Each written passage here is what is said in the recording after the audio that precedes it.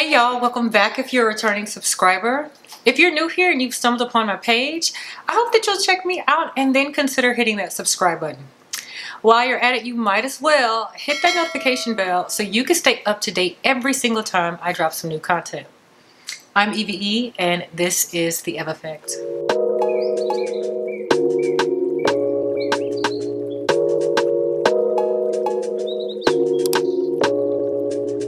I think I started something.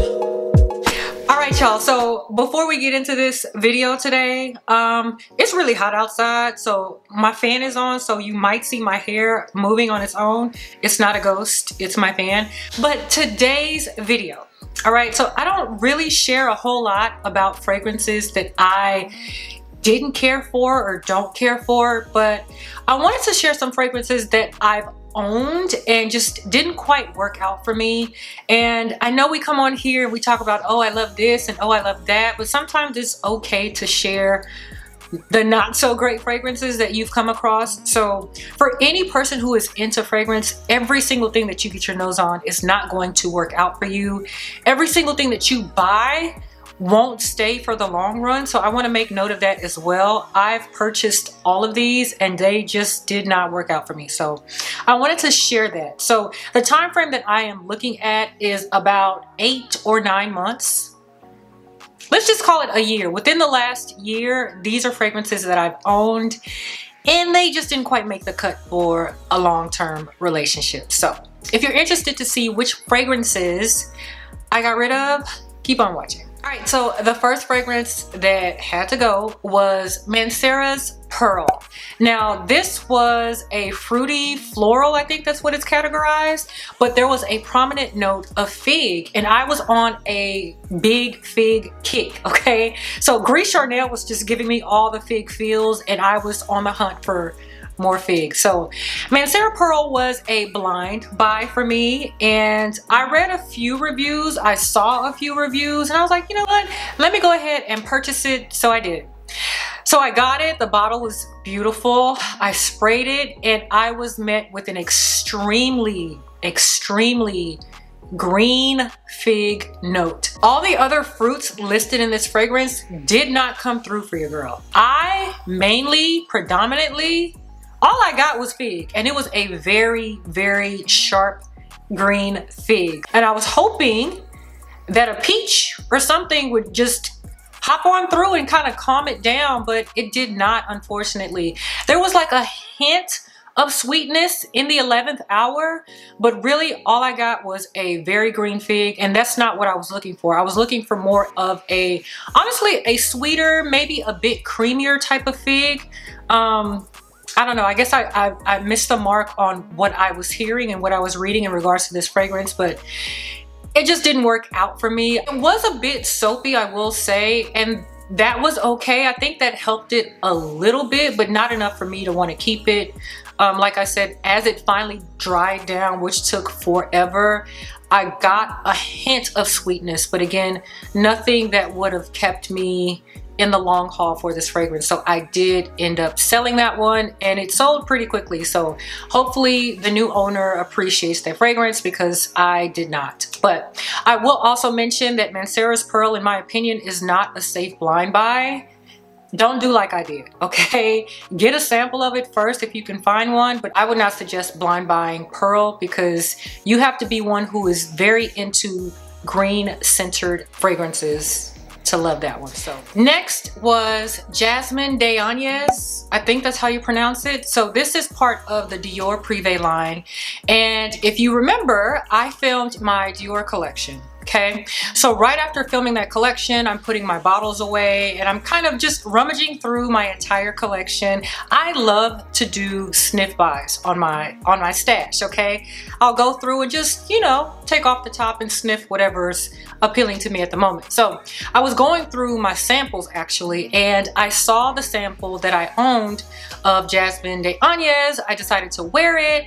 I was loving it. It was giving me all the feels, and I decided to keep wearing it for the next few days. And I was like, you know what?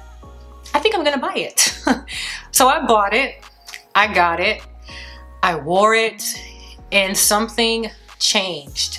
Now, I am a lover of jasmine, but for whatever reason, the jasmine in this fragrance, I don't know if it turned or if my nose turned, but the jasmine that was coming through was very indolic and I could not take it. I absolutely could not take it. So the first time that I realized it was doing that, I thought, okay, well, maybe I just need to wait a couple of days.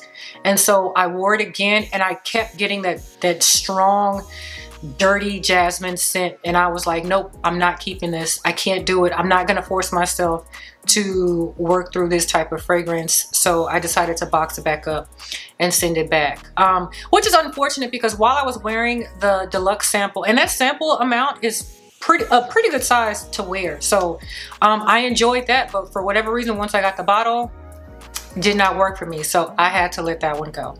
Then there was Poets of Berlin, the ever so popular Poets of Berlin, and I want to say that I mentioned this fragrance in a vlog. I'm almost certain that I did.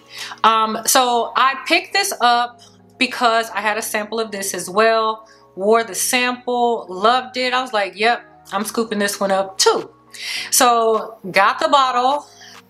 I wore it the first time. It was okay the first time. The second time that I wore it, it was a little different. And then I noticed that this fragrance for me was very dynamic, it was changing every single time I wore this. But what I realized was staying the same was a smokiness that I was getting on top. So there was a smokiness mixed with a really green note that just was not vibing for me on my skin. And I struggled with this one because I didn't want to let this one go because the dry down was absolutely beautiful. You have your vanilla, you have your sandalwood, and I want to say there's also vetiver at the bottom, but the beginning, it just took too long to get to the bottom. I didn't think it was worth me keeping it and being semi-miserable for a couple of hours before it even got to the point where I loved it. So the first time that I wore it from the bottle, not the sample, the first time that I wore it, I got this blast of a blueberry note, which was the very reason why I picked up this fragrance to begin with. But that blueberry on top, I loved it. But like I said, there was some greenness that came in and a smokiness that came in, and I don't know, it started to make me feel kind of nauseous a bit. It wasn't cloying, but it just made me feel weird, and I don't know what that was. But once it finally dried down, I loved it. I just could not do that green, smoky, whatever was going on. I want to say there's a bamboo note in there. Maybe that's what's contributing to the greenness. I thought I liked bamboo, but I don't like the bamboo that's in Poets of Berlin. So I ended up selling Poets of Berlin, unfortunately. Now, I held on to that one for as long as I could, but yeah, I had to let that one go too. Then there's Armauve's Club de Nuit. Now, this was a beautiful fragrance, okay? I really had no issues with this fragrance, but I stopped wearing it. So this fragrance is said to be a dupe for Tom Ford's Noir de Noir. And this is your ambery rose oud combination. So beautiful, sensual, deep scent, perfect for the winter time. But as my collection started to grow, I realized that I was not grabbing for this fragrance at all. So once I finally realized that it had been a year since I sprayed it, I decided I was just gonna let it go. There's no point in having it sit on my shelf just to sit on my shelf. It's taking up space for another fragrance, so I decided to let that go. The Club de Nuit, and you know what, I'm saying Club de Nuit, but it's Club de Nuit Intense. It's in a black bottle. Club de Nuit Intense. It's absolutely beautiful, and it's quite inexpensive, might I add. I want to say I spent definitely under $100. I think I spent maybe $60 or $70 on that. It was so long ago. I don't remember the price, but it was definitely under $100. So Club de Nuit Intense, if you're into Tom Ford's Noir de Noir, but you don't want to drop that kind of cash, I would highly recommend that you check that out because it's almost, I would say it's about a 90% dupe for Club de Nuit. So beautiful fragrance. I just wasn't grabbing for it, so it had to go. Okay, so these last two fragrances are ones that I've gotten rid of, but I really think that I'm gonna revisit them at a later date. I really wanted these two to work, but I just could not hold on to them because it just wasn't working for me at the moment. So the first one is Flower Bomb Nectar. I know, it's so good, right? It's so good. So I sprayed this on paper, amazing. Amazing, I loved it, I could not stop sniffing it. So I eventually bought it. So I spray it on my skin. I don't know what happened. So there is a gunpowder note in here, and I'm not sure if that note with the syrupy sweetness of this juice just kind of threw it off for me, but it just wasn't jiving with my skin chemistry. I tried this several times and I couldn't get with it. So there's the syrupy sweetness of this fragrance mixed with some metallicness that I was getting, and it was just, I don't know. Have you ever heard like the singing bowls?